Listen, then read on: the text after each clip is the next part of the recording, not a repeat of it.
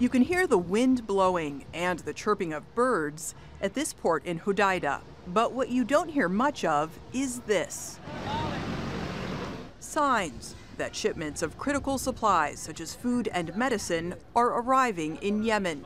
Saudi Arabia sealed off all ports of entry almost 2 weeks ago. The port lost more than 70% of its operations. Poverty and starvation are now the headlines.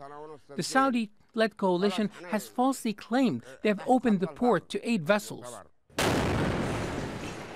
Saudi Arabia says the blockade is intended to cut off smugglers arming Houthi rebels.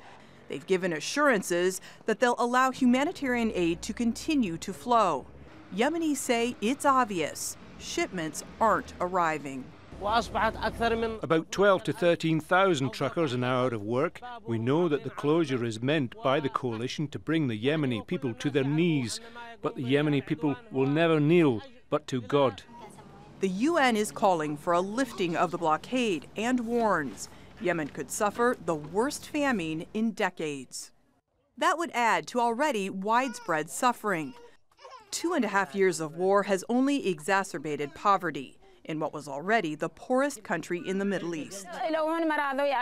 We are facing real exhausting life conditions. None of the government authorities or relief organizations are reaching out to us. Diseases are spreading and the children are getting sick. We can't afford to eat. How can we afford to treat them or buy medicine? It's a crisis aid agencies say they're desperate to address, but can't. Natasha, Ghoneim, Al Jazeera.